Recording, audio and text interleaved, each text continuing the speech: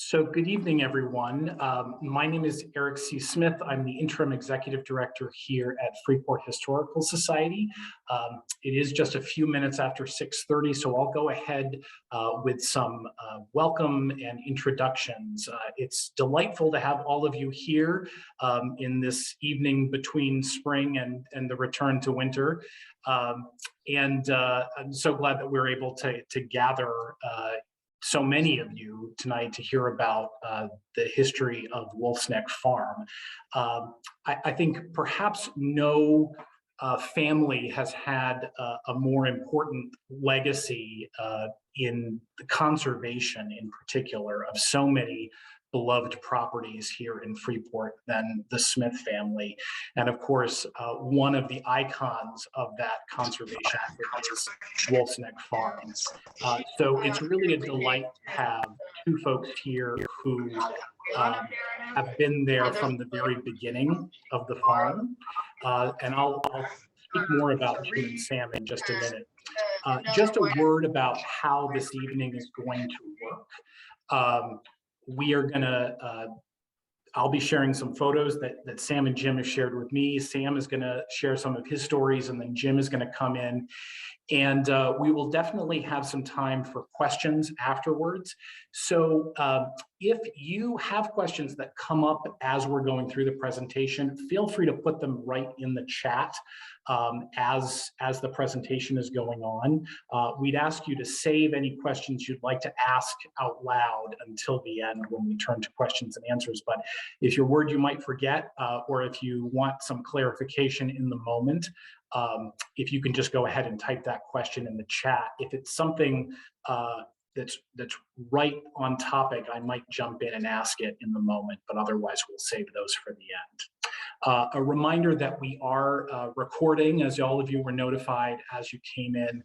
So you're invited to keep your video off. I'll be turning mine off after this introduction, and to stay muted. You can keep your video on if you'd like, but just know that you will also be recorded through the whole presentation. So we'd invite you to keep both your microphone and your camera off until we get to the question and answer period. And with that, I will turn to the people that you came here to see. So starting with Sam Smith. Sam is the son of the Wolfe's Neck Farm founders. Sam worked on the farm when he was young and then went on to become a journalist in Washington. Sam was the chair of the Farm Foundation and remains on the Wolfe's Neck Center board today.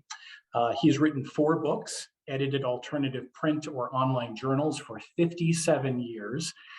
He's been a panelist on a number of radio talk shows, helped start the ranked choice voting and DC statehood movements. Sam served as a Coast Guard officer and played in jazz bands for over 4 decades.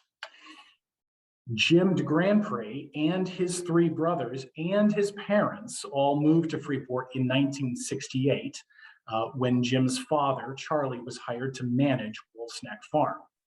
Jim worked at the farm summers and during school breaks while in high school and college. Jim's background is in human resources in real estate management. And it's on, it looks like it's on mute. Jim served on the Wolfe's Neck Farm board from 1997 to 2006 when he joined the farm team as manager of the campground. Today, Jim serves as the Director of Visitor Services for Wolfe's Neck Center for Agriculture and Soto Work. So thank you both for being here this evening. And with that, I'll invite Sam to take it away. Well, thank you very much. My parents bought this farm back in 1946, and things were a little different back then. For example, we didn't have any electric power line down at the end of the point. So the only electricity we had in the house was when my father would turn on the generator every night. And we also didn't have a telephone. We had to go a mile to Mr. Balers' house to talk to anybody on the phone. And that's where the mailbox was too. Then we got what was called a rank. It was hand cranked phones. These were phones that didn't have numbers on them, but you shared them with other people. We had, I think, 4 or 5 families shared the same phone. And so if you wanted to call somebody, you'd pick it up here if anybody was on it, and then you'd crank the cranker, and you'd get a switchboard operator in Freeport. I remember one time my mother called and asked to speak to someone, and the switchboard operator said, well, you might want to call a little bit later. I just saw her walking down Main Street. My job from a very young age was taking care of various things, including, there was one other thing that we had that was a little different, and that was we didn't have a refrigerator. We had blocks of ice that we kept under sawdust in the barn, and I had to bring down these blocks and put them in the ice box. I took care of our early animals, which consisted of 3 pigs, and I had to bring them the family garbage every day.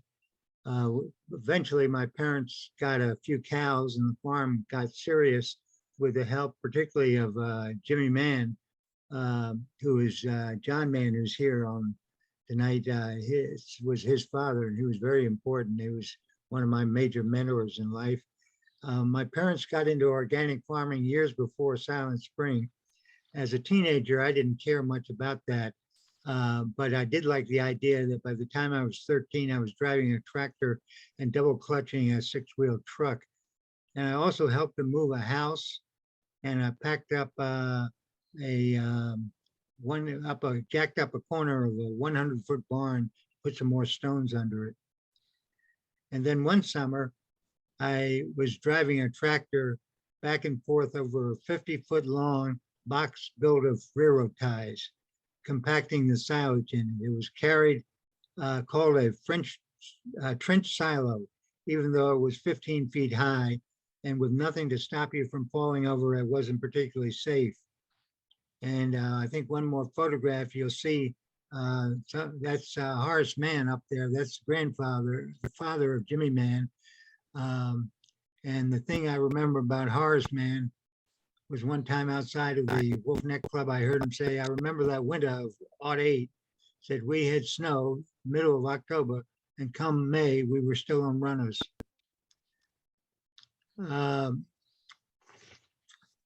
Among the other things we had early on were the state's first wood chipper. And that was so novel that the Soil Conservation Service had a special event to celebrate it. But not everything went right at Wolf's Neck Farm. One thing you learn trying to do the new is that you do the wrong too. For example, my father on one occasion was using my mother's vacuum cleaner to suck air out of the hay that was covered with plastic. Well, that didn't work, and the vacuum cleaner only lasted one summer. And then there was a summer that we grew 1 acre and 1/8 of cucumbers to be used for small pickles. And you couldn't let the cucumbers get any larger than your biggest finger. So it was a massive effort every day. And we had to have our house guests, even my grandfather had to work one more day when he came around.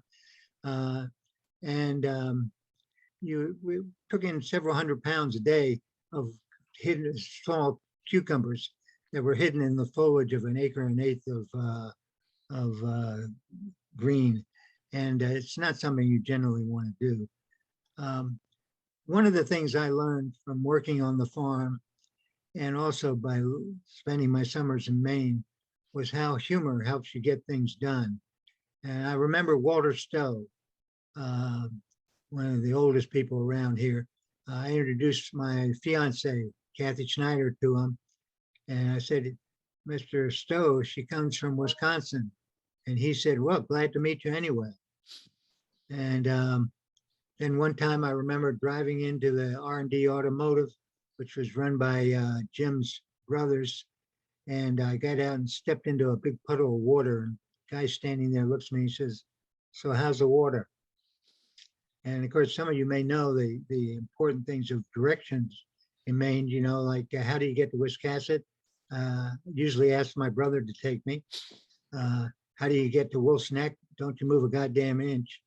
That sort of thing worked very well. Then another problem we had was we didn't have enough wells. So my parents got the famous dowser Henry Gross to come up, and he brought his novelist friend Kenneth Roberts and their friend, the actress Betty Davis, and spent the whole day finding wells for us. And my older brother Lewis wrote about it, and he said, this is what he said: in this matter of wells, Sam and the friends who visited him were really unlucky. They just happened to be in the right size for well work during the summers that my father decided to dig. I think digging wells was the hardest job that any of us kids ever had to do in Wolfe's Neck. So in 1959, I graduated from college, and it was the same year that Wolfe's Neck Farm formally became Wolfe's Neck Farm. And I went to Washington to become a radio newsman. So I didn't have much contact with the farm after that for a long while. But what I had learned proved very useful. For example, farmers have to be multitaskers. They have to be weather forecasters, veterinarians, and mechanics. And I found that when I was a radio reporter, I had to cover a fire or a murder in a White House news conference all on the same day. And another way, unlike DC, I learned that you can't talk your way and get problems solved on a farm. So I learned to respect reality. And you have to learn to deal with the reality. And so that the only BS you find on a farm is that in the fields or on the in the barnyard. So 9 years after I left, another 13-year-old farmer showed up. He'd been living at an alfalfa farm near Boston. It's a farm you may know because of its big blue silos. And here he is 54 years later, Jim DeGrandpre. Thank you very much, Sam. Thank you. Hey, Sam, before I get started, I was wondering what actually brought your family to Maine? I mean, was there a reason that they were drawn to Maine, or was this coincidental? Well, my mother had spent some summers on Clabberd Island, which her father owned. And after World War II, they were thinking about coming up here. They had been summering, they had gone for summers for a while on Cape Cod. And they got this friend who was a real estate dealer, sent them a notice about the stone house saying that it was ideal for institutions. And my mother said, that's what we need, because we had 6 children. And so we moved up here. And I think I ought to tell you that the whole thing, including the stone house, 2 barns, and 2 or 3 houses, all went for $100 an acre. Yeah. A whole lot less than what it would be today. Well, thank you everybody for joining us tonight. Sam and I have had a lot of fun putting together some notes and thoughts and pictures and so on that we can share with you. So we're glad to have you all with us. So I'm going to begin with sort of the beginning of how we got to Maine. As Sam said, we came here from Topsfield, Massachusetts, but actually an important part of the story was when my father was in his mid-20s, he had graduated from agricultural school, and he met a fellow in Ipswich, Massachusetts by the name of Barclay Warburton. And Mr. Warburton was part of a very prominent family there. And he really valued, and his family valued, growing food naturally, growing meats naturally. He really wanted organic produce and meats for his family. And so my father started a farm with him, and the farm actually grew considerably, all doing organic farming, which is really quite remarkable because not unlike Sam's mother and father, he was way ahead of his time. I mean, this would have been in the 1950s that they were growing food organically. And over time, they began actually providing food to local markets in Ipswich, Massachusetts. So it sort of always amused me that in the 1950s, Ipswich, Massachusetts was enjoying organic food. Then 1958, my father moved to the alfalfa farm that Sam mentioned. Some of you might know that as you're heading into Boston, about 20 miles out, as you're going through Danvers. This is it was a beautiful farm when it was built, and it had two big blue silos and said alfalfa farm in between them. And so that's where I spent my years, my family did, and obviously my father was there. He helped to build that farm and also ran the farm from 1958 to 1968. It's a beautiful place, absolutely breathtaking. It was just built to be a show place. We had a really high-class herd of Guernsey cattle, and it was really a pleasure to live there. In 1968, however, the value of the land around it, much of the farmland, became so very valuable that it couldn't really be farmed any longer. It's just too expensive to do that. And so it turns out that my father was thinking about what he would be doing next, and that Mr. and Mrs. Smith and my father had a mutual friend at the University of Massachusetts. And Sam Smith was talking to him, and he said, you know, I think this Charlie DeGrandpre might be somebody you ought to talk about. He has organic experience, which was almost unheard of, certainly even in 1968. And has a lot of big farm management, and Mr. and Mrs. Smith were looking to put their organic farm on the map. So Mr. Smith called my father, and after 2 or 3 meetings, and then the requisite meeting of all 3 of my brothers and I jumping in the car and riding to Maine with my parents and getting to view this spectacular, this really beautiful place, it was unanimous that we should come to Wolfe's Neck Farm.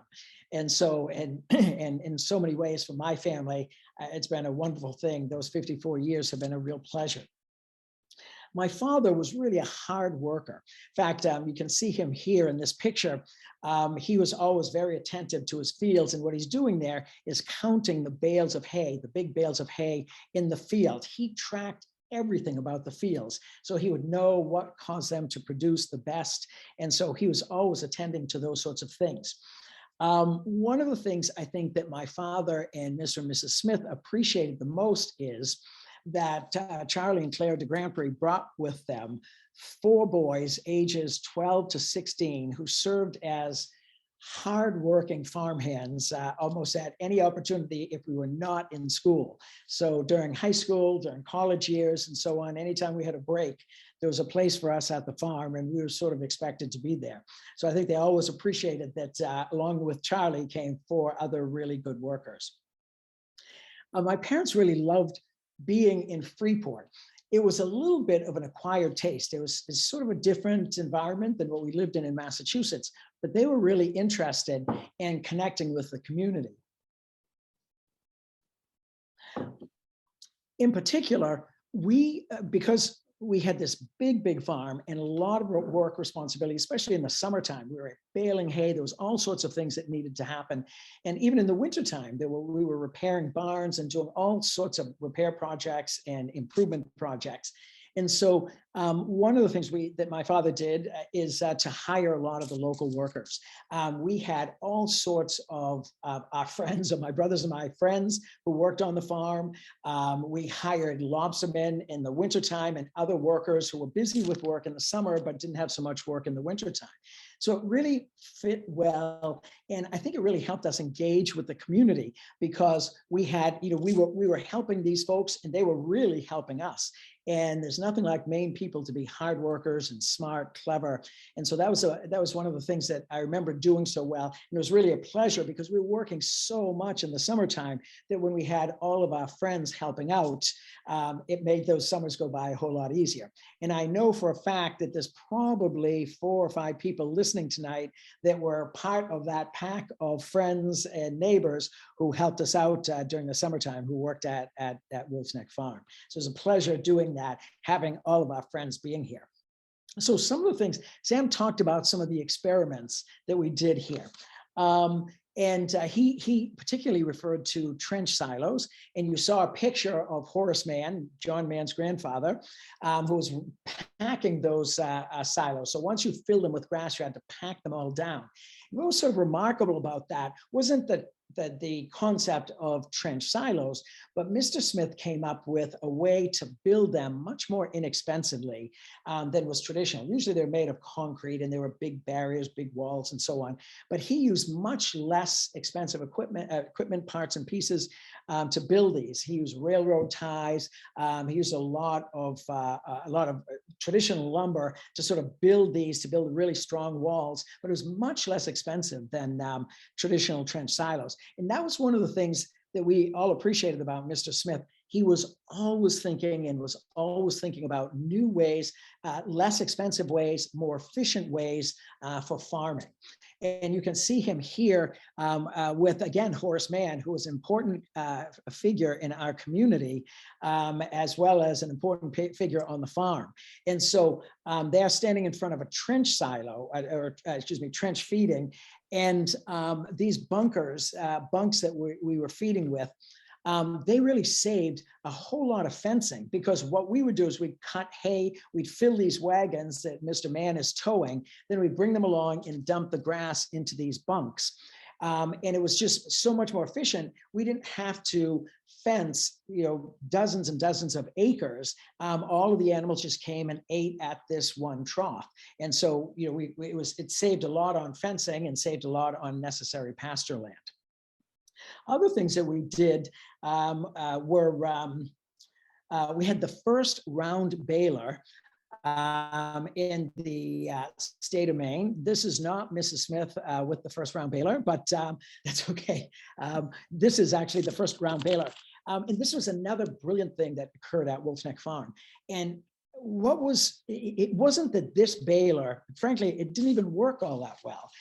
The bales were very loose and they kind of fell apart. But what was really smart about it is round balers revolutionized haymaking in this country.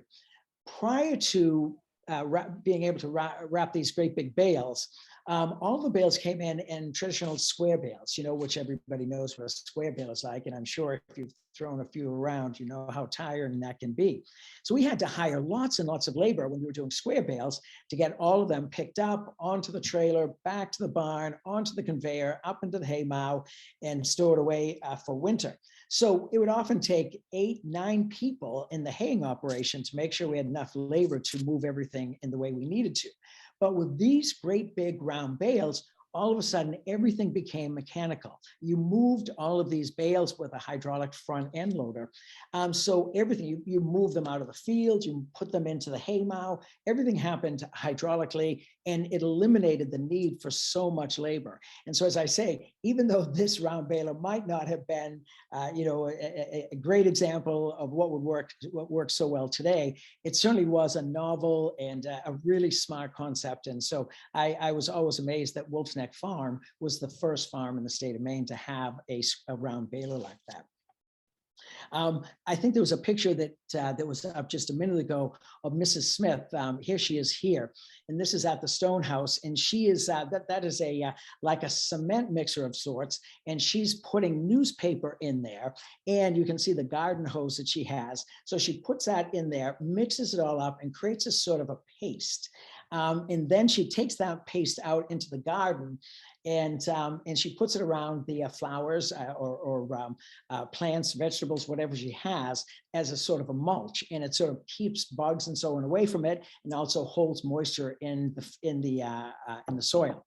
So probably wasn't something you could do on a large scale, but it was very clever that she did that, and she had a renowned organic garden that many of us who lived in the community remember very well.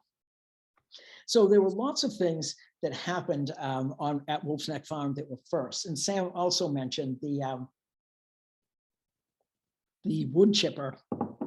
And Sam, I'm not sure if we have a picture of that, but that was really, it was a remarkable. It's hard to imagine that the first wood chipper was at Wolfe's Neck Farm. You might have thought that might have come along long before that, but that wasn't the case. So I wanted to talk a little bit about satellite farming, which was something that was not a concept developed at Wolfe's Neck Farm, but we did satellite farming in 2 different ways. And I want to talk to you about what that was about. So the first thing that the Smiths did, and this was really important for the community, the Smiths, as Sam said, bought a couple of barns, a house or 2. The Stone House was part of this when they first, with the first parcel of property that they bought. And as they decided that they wanted to expand their farming operations, they obviously needed more land, more barns, and that sort of thing. And so on Wolf's Neck were several farmers, I think virtually all of them had retired. And so they had big parcels of land, in many cases, multiple buildings and so on. And they really weren't doing much at all with them. There were lots of fields that were available. And so what the Smiths did is they met with some of these farmers, and I think that there were 5 different farms that they did this with. And they made arrangements where they bought the farm, which gave the farmer and his family a big chunk of money. They allowed them to have a lifelong tenancy on the farm so they could stay in the place where they had lived for so long and work so hard for as long as they wanted. And then that gave Wolf's Neck Farm the opportunity to begin taking care of their farm. I mean, we paid their taxes and maintained their barns and houses and that sort of thing. So in that sort of way, we sort of reached out, the Smiths reached out and bought several of these farms, which are sort of all part of Wolf's Neck Center today. And that was an important thing that they did, and I think highly appreciated on the part of our neighbors and local farmers. The other way that we did satellite farming, which is sort of it became really kind of a big part of who Wolf's Neck Farm was eventually. But in about the 1970s, there were lots of farms in the state of Maine that had just gone out of business.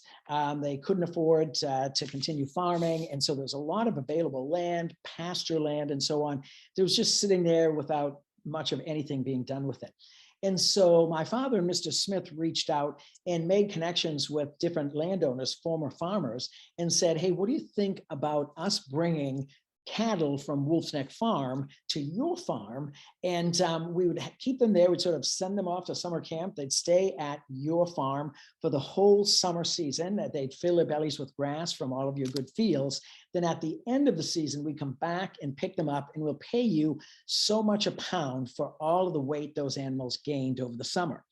And again, it worked out really well. It allowed us to have more cattle than we could support with the fields that we had at Wolf's Neck Farm. And it also gave these farmers a revenue for their land, and they were always happy to see the cows out in their land. So it really was kind of a win-win for both of us.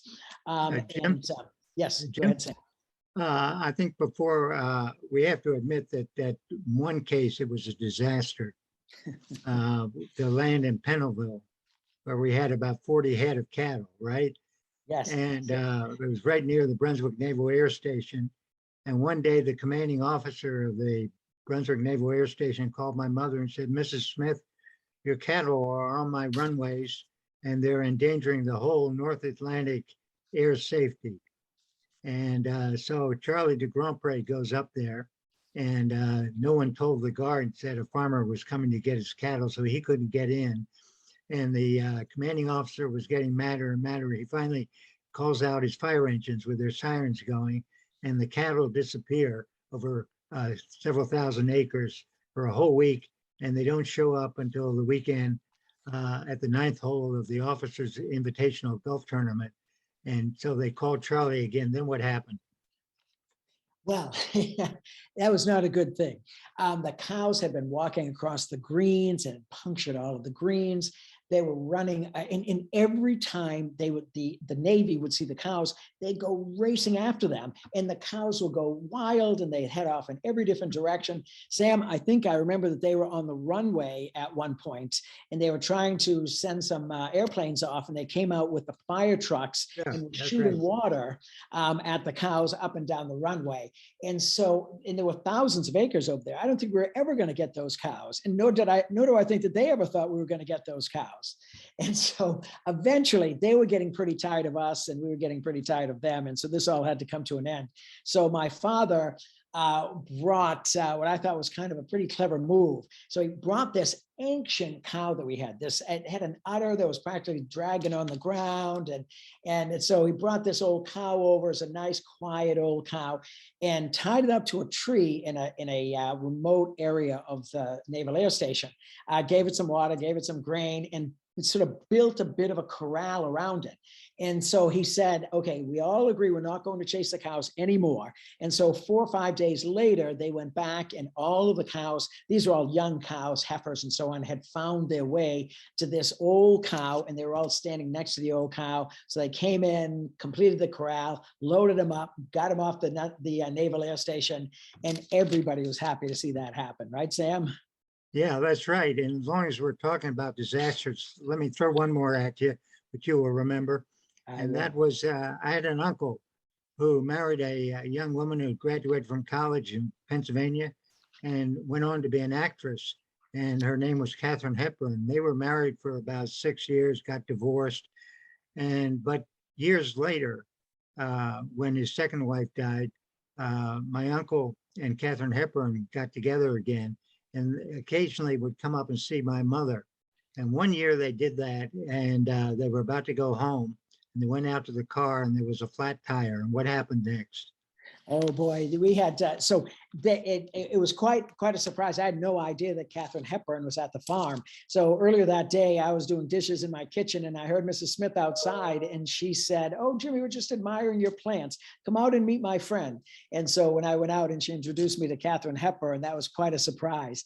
So as Sam said, she got a flat on her car, and it happened to be that day that my college fraternity was coming out for some sort of an education program of some sort. So anyway, they came down to the house to ask if we could come help fix the flat. And anyway, all 15 of us or so went up there, and everybody was just overwhelmed at the prospect of meeting Katharine Hepburn. And so she was very, very kind. We got the tire out of the car, the rental car, and that was flat. And so Mrs. Smith and Katharine Hepburn and your Uncle Luddy jumped in the car, headed to town, and about halfway through the state park, they literally ran into the farm's cattle truck and did a lot of damage to the car, and it was kind of a really big mess. And so finally they got, because there were no cell phones at that time, people came along, and we came from the farm, collected them, brought them back to Mrs. Smith's house, and they went up to R&D Automotive and got the tire fixed, and Katharine Hepburn wrote a check for the work, and my brothers never cashed that. They just sort of left it because they were so pleased and honored that they would have Katharine Hepburn as one of their customers. So Yeah. it was a lot of fun. All right, so let me continue on a little bit here. I'll move this along a little bit because I can see we're moving through time here, and we want to make sure we have plenty of time for questions. But I do want to mention that the university years, Mrs. Smith had decided to donate the farm to the university after the university convinced her that there were some important things that would happen out here. They owned the farm for about 10 years, 11 actually, I think. And during that time, there's really not, there's not a lot of success that they had. They were an urban university and had very little use for an organic farm. And so that just didn't really quite work. And over time, and some discussions with the family and the trustees of the university, they decided in 1997 that probably the university should give the farm back to the foundation. So it came back, in the Wolfe's Neck Center Foundation, or Wolfe's Neck Farm Foundation, has owned the farm and operated it since 1997. Jim has sort of cast that in a little bit too polite fashion, because it really was quite a problem. And your brother David was the farm manager, and my job became to be the translator of a farm to an urban college. And I remember one time getting a call from one of the officials at the university saying that it was against their personnel policy for the wife of the farm manager to be working on the farm.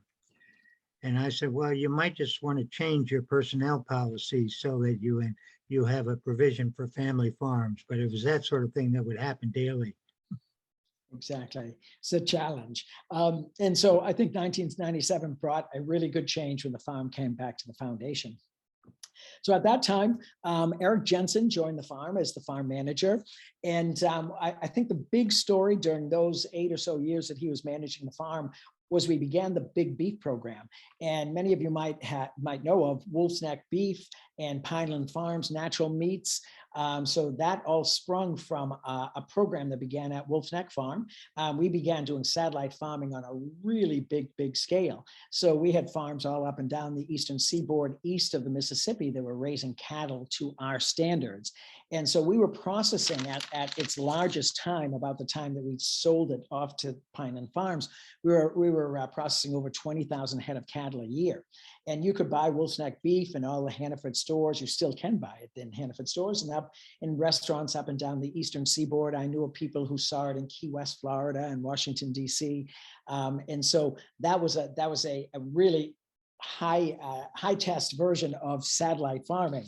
But it got so big that Wolf's Neck Center couldn't really handle the risk of big jumps in income and expenses based on the price of beef from one day to the next. So we sold that to Pineland Farms, and they still manage that today. It's actually quite a viable business for them. So currently, at the farm, we have David Herring as our executive director, and David started with the farm in 2012.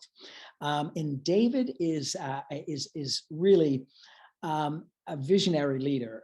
He really gets the farm. He's an absolute pleasure to work with.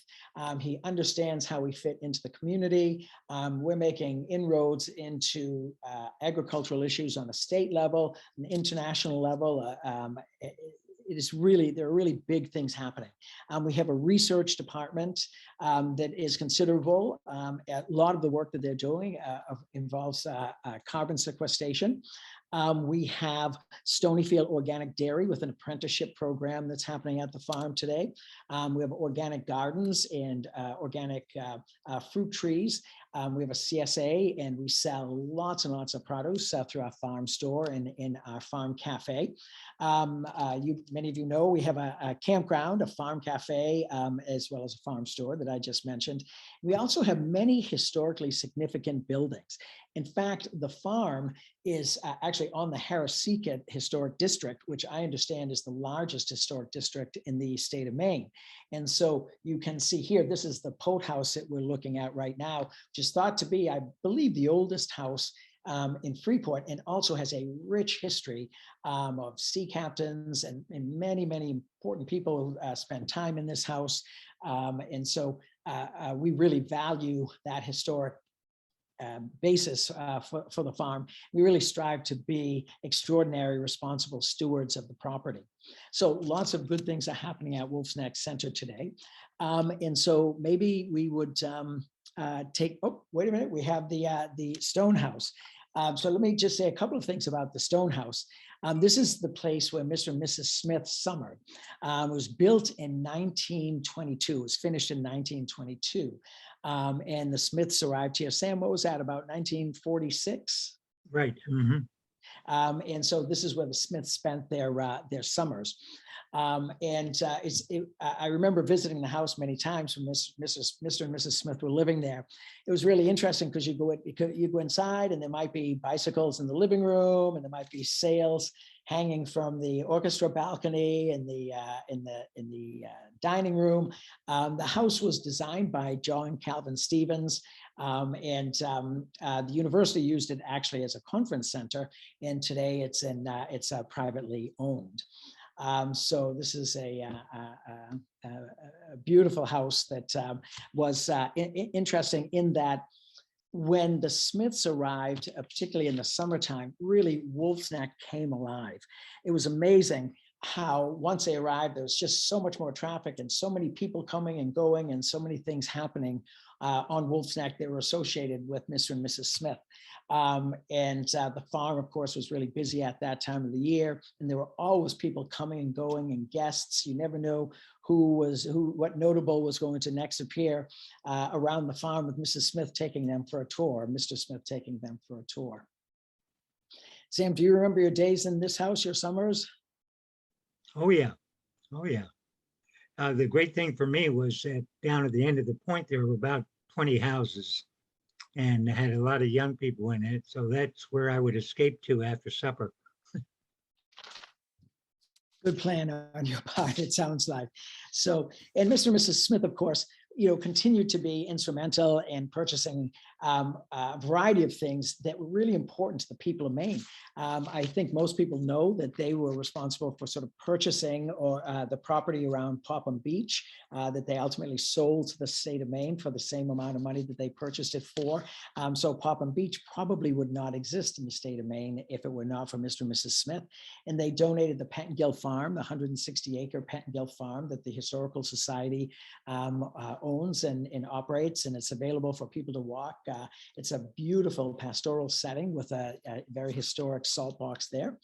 The Harrington House, the home of Freeport Historical Society, was a gift from Mr. and Mrs. Smith. Wolfe's Neck Woods, the state park, 251 acres on Wolfe's Neck, a chunk kind of right out of the middle of the peninsula. And it's we are told actually it's the second most popular park in the state of Maine. So it's really terrific because it's sort of where the population is. There's lots of open space in northern Maine, but around Freeport in southern Maine, where all of the population is, this is really an important state park. So Mass Landing Bird Sanctuary, Wolfe's Neck Center, formerly Wolfe's Neck Farm, all were donated gifts of Mr. and Mrs. Smith. And also many of you might know of the Osher Smith cartographic collection at the University of Southern Maine. The map and globe collection of Mr. and Mrs. Smith forms the Smith portion of that collection. So we all should be grateful for the many gifts that they gave generously to the state of Maine.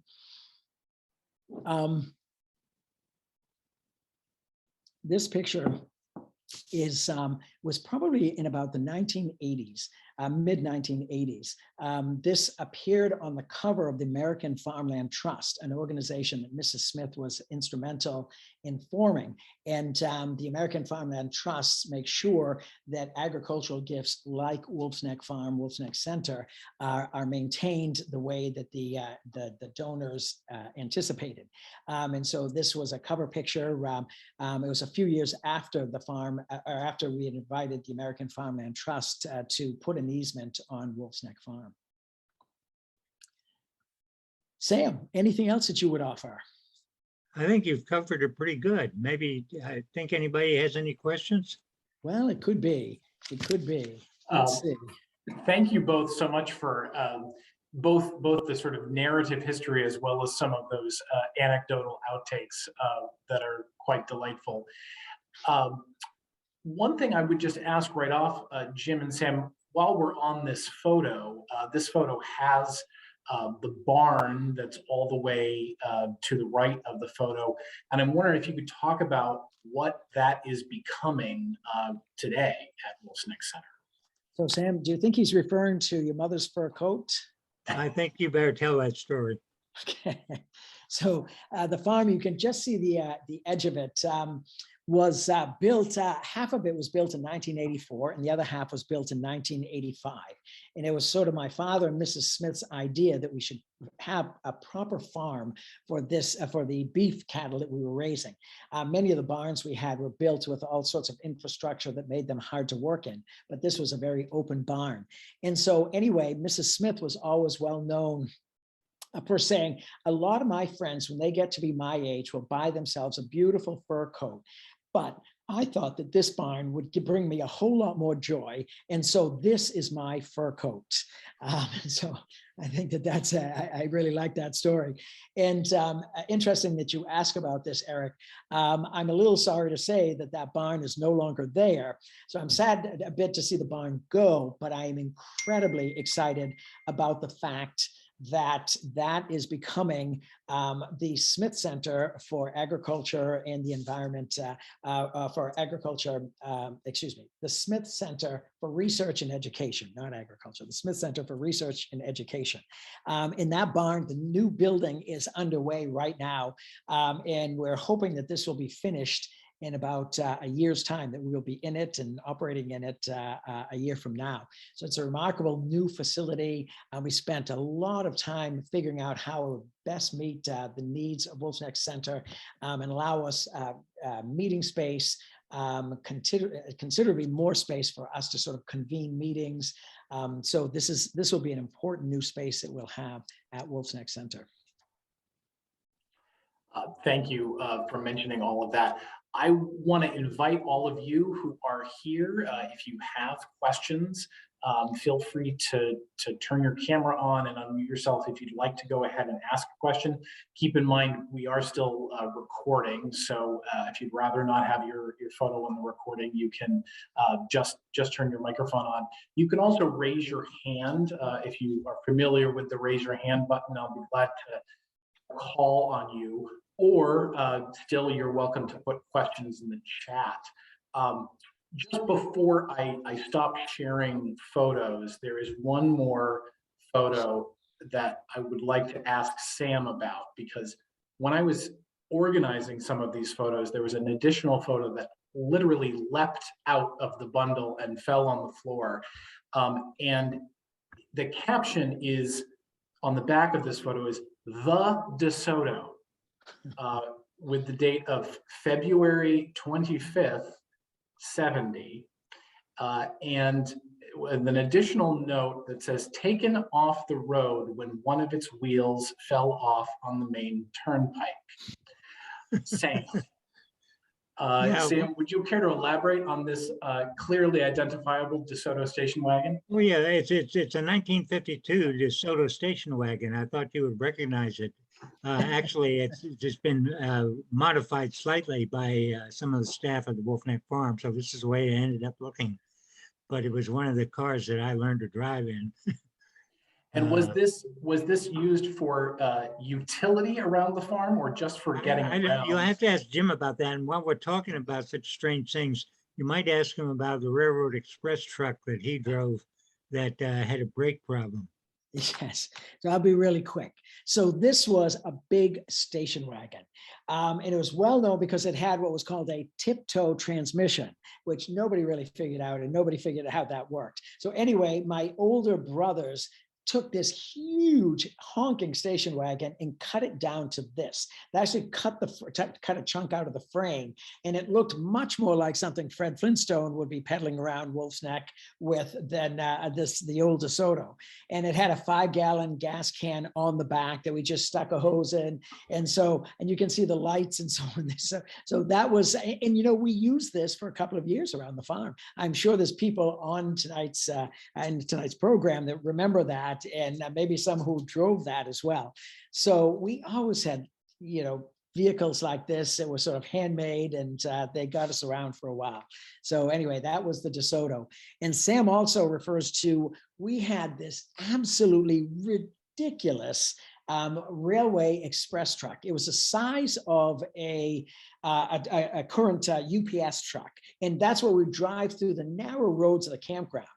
And the nice thing about it is it had no brakes. So anytime you wanted to stop, you had to kind of sideswipe a tree or just make sure you planned ahead to stop at the right place. So anyway, one day I was driving it to the shop. The season was over, and I was bringing seesaws from the campground to the farm shop, and I was going over the Burnett Road Bridge. And so I'm going down the hill, and I can't believe it, but somebody is on the bridge with a bicycle, and I had absolutely no brakes. So tried to downshift, that didn't really work. And so I'm hollering out the side window, Jumbo, get off the bridge. So I went swinging around. That seesaw was sticking out the side of the express truck, grabbed the woman's bicycle, flipped it around, the rear tires drove over it, and poor Debbie Slavin, neighbor of the farm, was jumping off to the side of the road to try and avoid Jim for being run over by Jim DeGrandpre in the Railway Express truck.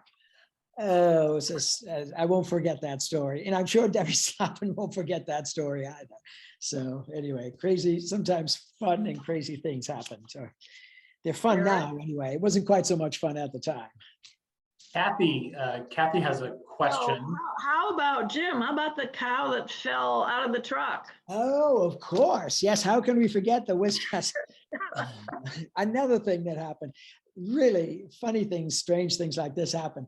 So my father was taking a load of cattle up to the slaughterhouse.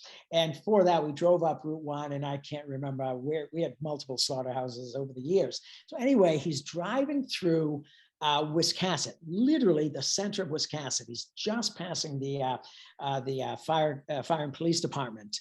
And the next thing you know, people are honking horns, that are pulling by him, and he's really not sure what's going on. And so the next thing you know, what had happened is the back tailgate, the bottom section came unpinned, and a cow's leg was sticking out from the bottom of the doors. So it's just sticking out the back of the truck. And so my father goes to pull over and slow down, and it jostled the truck a bit. And the next thing you know, the cow falls right out the back of the truck on Route 1, right in the middle of Wisconsin, right in the middle of where the courthouse is. And so the cow gets out, and my father sees the cow, and he's pulled over. Everybody's out, they've stopped, and they're chasing the cow. And it was almost like the Brunswick Naval Air Station, Sam, all over again, when, everybody was chasing the cow, and if they just sort of let it settle. But Kathy, you're absolutely right. That was a time that no one will forget. Oh, I think you're Kathy, muted. you're on mute. Kathy, do you have something to add? You were on mute briefly. There you go. How your father could bring cows together, like when he brought the old cow to the Naval Air Station. Yes. And sometimes, Sam, you remember you and I and our house guests would have to go because the cows had gotten out, right? And they were in the road, or somebody would call and say the cows are out. And so we would go and try everything. We had ropes, and we made circles, and we sang, and we did everything. And finally we could get Charlie. And Charlie came, and he would stand there and say, "Here, bossy, here, bossy." Come, boss. Yes. Yes. He would do that. And they would all come to him, or nobody could seem to get the cows together. And my father would show up with some grain in a bucket and just rattle the bucket, and the cows would hear the grain, and everybody makes a beeline to my father. And we're saying, well, why didn't we think of that? So it was clever. Always something going on around the farm. Elizabeth added in the chat that she has wonderful memories of Mrs. Smith hosting Freeport Women's Club picnics and plant sales in the summer, that she always contributed plants from the garden and had delicious cookies. Sam, you mentioned some of the things that you had to harvest. Were there particular things that you liked eating from the farm? And I liked what? Yeah, that you liked eating? Eating from the farm. Well, I like the pig stuff. I like pig stuff, and I liked then when beef came along. That was great. Yeah. But more the meat than the vegetables. Yeah, I'm sorry. I don't fit quite the mode that I'm meant to. Yes. I'm just going to scan through to make sure I'm not missing anybody whose hands up. Are there other folks who have questions or comments for Jim and Sam? Sam, you must have liked your mother's garden, your mother's organic garden. And every time we would drive by it was amazing how prolific and how healthy everything looked, her organic garden that David Ellen used to care for her. And among the things that I really hold in great fondness was the Mallet Barn, because I spent an awful lot of time there, because we put our sailboats there in the wintertime, and then we had to paint them before getting started. And if you go up to the barn today, you'll still see paint strips on some of the uprights which I was getting ready to paint a boat. And you'll even find a Humphrey and 56 sign up there that I posted. Vivi is contributing one of her particular favorites from the farm, which was sweet peas. She says that Rosetta used to send her out to pick the peas and shell them, but it was usually a one for the bucket, one for me situation, which sounds a little bit like Sal and her blueberries. Yes, right. One of the things that when we were putting this together, just thinking about the long history of the farm, and not only how many folks from Freeport have been involved over the years, but also how many folks that have been brought from quite a ways away to be a part of the farm and to work on the farm. And today brings people from really all over the world to visit this farm. And how many different sort of lifetimes it has had, both as a family farm and then as a teaching farm with the university, with the major beef production, and sort of being a label that was far beyond just one farm.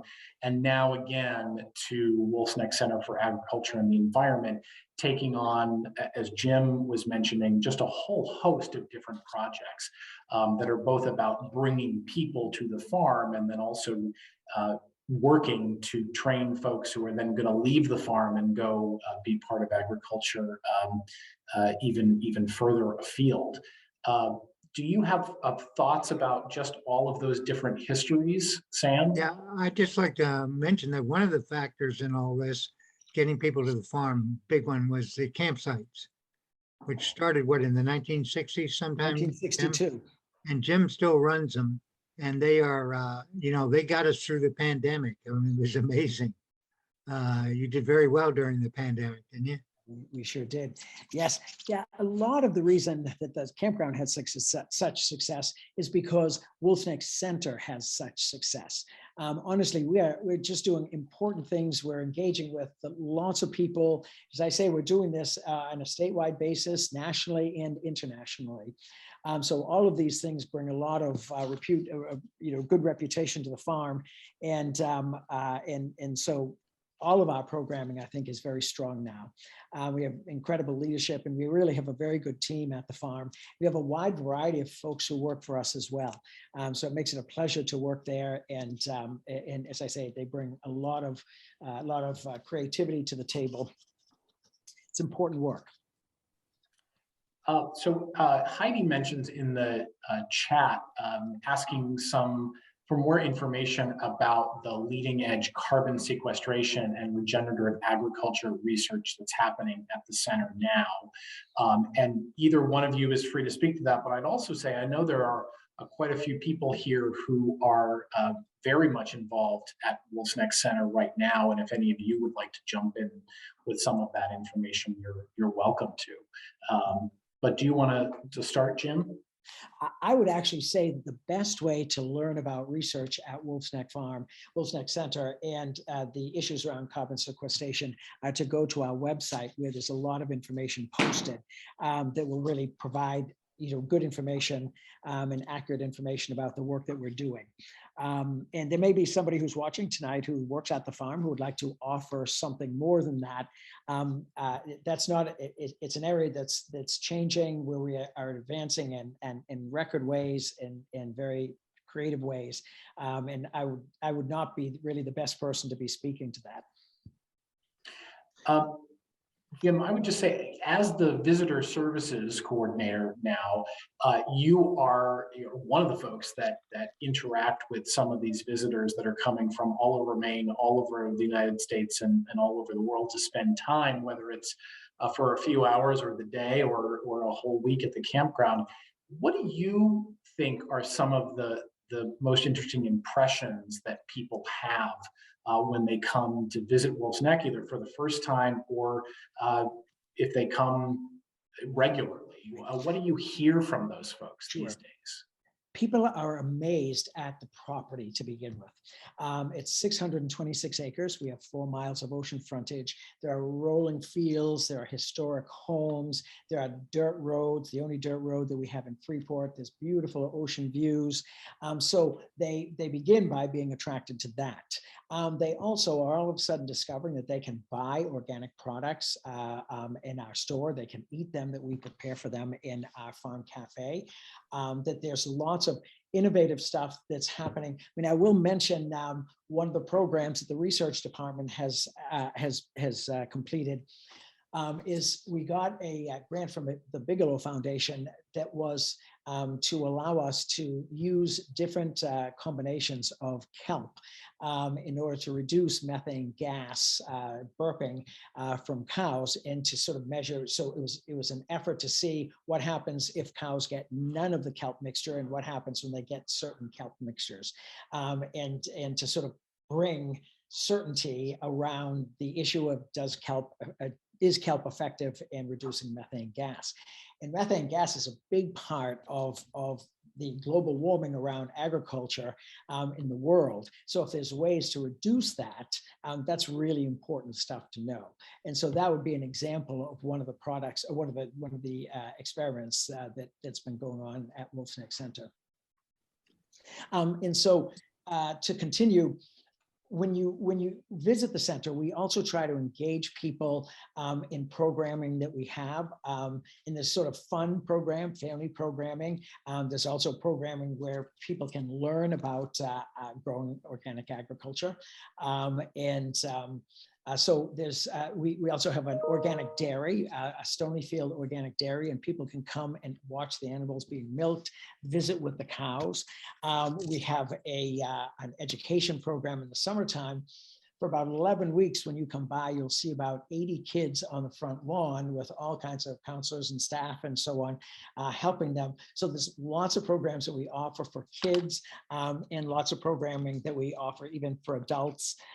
So there's where they can learn about either keeping chickens or how you can use herbs to heal. There's a variety of things that we offer. So it's sort of a rising tide lifts all ships. And there's just so much that's happening at the center that draws people in. I mean, there's trails. Over half of the people who come to Wolfe's Neck Center and stay in our campground hike on our trails. So there's just, as I say, a variety of things. It's a little bit of everything that draws people's attention and really brings them back and causes them to become members of the farm. And we begin to see them coming back every year to the campground and just visiting the farm. I mentioned how inexpensive this land was back in 1946. And I just thought I'd mention something because I find that people don't remember this or know this. But Maine, our part of Maine was very important in World War II. The Portland, Maine was the nearest deep water port to Europe. And I can remember going cruising behind Clabberd Island and finding the battleship Missouri there. But as soon as World War II was over, the Navy just pulled out. And so the Maine was really in a depression after World War II. And it was a completely different place than now.